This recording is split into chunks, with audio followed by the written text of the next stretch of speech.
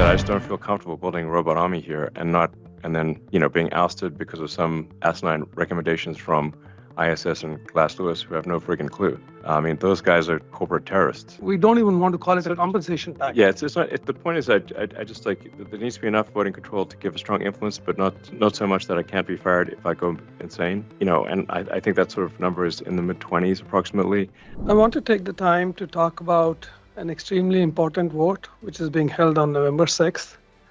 The meeting will shape the future of Tesla, and we are asking you, as our shareholders, to support Elon's leadership through the two compensation proposals and the re-election of Ira, Kathleen, and Joe to the board. Note that it is a team sport, and here at Tesla, the board is an integral part of the winning team. Shareholders are at the center of everything we do at Tesla, and our special committee has laid out a compensation package. Like Elon said, we don't even want to call it a compensation package. Yeah, it's not. The point is, I just like there needs to be enough voting control to give a strong influence, but not so much that I can't be fired if I go insane. And I think that sort of number is in the mid-20s approximately. As a company that has already gone public, we've investigated every possible way to how do you achieve increased voting control without Is there some way to have like a super voting stock? But there really isn't. There is no way to have a super voting stock after you've gone public. But for example, Google, Meta, many other companies have this. But they had it before they went public, and so it sort of gets, I guess, grandfathered in. Tesla does not have that. So it's just, like I said, I just don't feel comfortable building a robot army here and then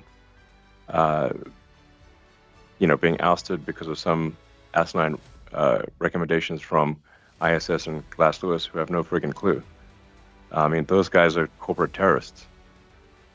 And the problem, so let me explain the core problem here is that so many of the index funds, the passive funds, vote along the lines of whatever Glass Lewis and ISS recommend. Now, they've made many terrible recommendations in the past that, if those recommendations had been followed, would have been extremely destructive to the future of the company. But if you've got passive funds that essentially defer responsibility for the vote to Glass Lewis and ISS, then you can have extremely disastrous consequences for a publicly traded company if too much of the publicly traded company is controlled by index funds. It's de facto controlled by Glass Lewis and ISS.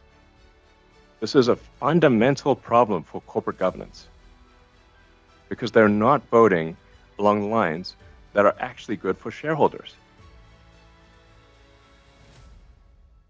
That's the big issue. I mean, that's what it comes down to. ISS, Glass Lewis, corporate terrorism. Yeah, and I would say, the special committee did an amazing job in constructing this plan for the benefit of the shareholders. There's nothing which gets passed on till the time shareholders make substantial returns. So that's why, in the end, I would urge you to not only vote on the plan, but also vote on all the three directors because of their exceptional knowledge and experience.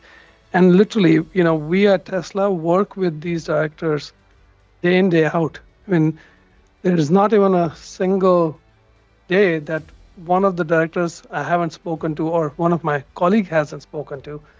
And even the directors out here are not just reading out of PowerPoint presentations. They're actually working with us day in, day out.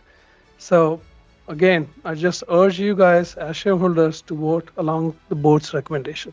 Thank you, guys.